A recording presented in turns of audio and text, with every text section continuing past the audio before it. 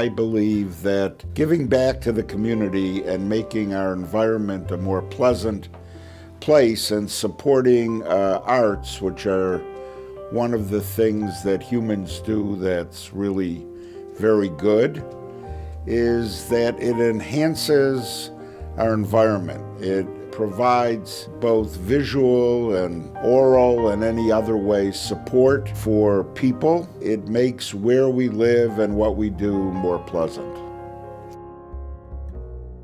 Waterfire was a project that is approaching its 25th anniversary, and our hope was to create something where the art could integrate with the community and the place and celebrate what an amazing community this is. And I see Joe doing the same thing. He's always been interested in artists. He's always been interested in the stories they tell. He's always been interested in the power of art to connect people.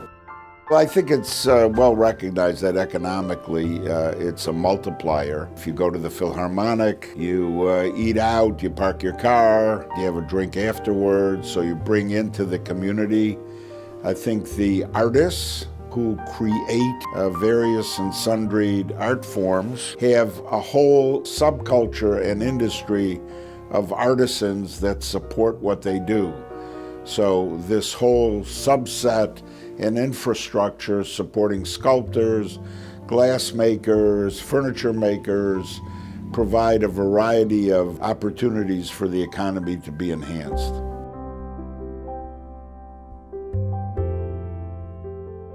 I'm particularly interested in having the community be exposed to art forms and have an environment that's more pleasant and primarily created by artists who live in the community, being defined more or less as Rhode Island. I felt that it would be interesting to try to document some of these artists and the Rhode Island artist scene.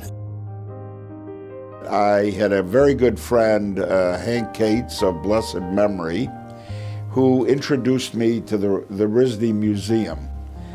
And there I met Frank Robinson, who was the director. I met a number of artists and began to collect, and I found a great affinity to artists. Dr. Chazan is really, I think, the strongest advocate and supporter for Rhode Island artists and Rhode Island art institutions. I've known him nearly 20 years, and he has supported us in so many ways. Here at the RISD Museum, he is a collector himself and has supported Rhode Island artists by building that own collection, but also by gifting that collection to the museum. We've shown that collection. He's always interested in how we can find new ways of supporting Rhode Island artists and encouraging us to show the work, to encourage others to acquire work and to support our Rhode Island artists so we can have a richer community for artists here. He not only, continues to help us build the collection, but he's just great at always coming to us to say, what else can we do for Rhode Island artists? I can't imagine the Rhode Island arts community without Joe Chazan. I'm quite pleased and humbled by the fact that anybody would recognize something that I did out of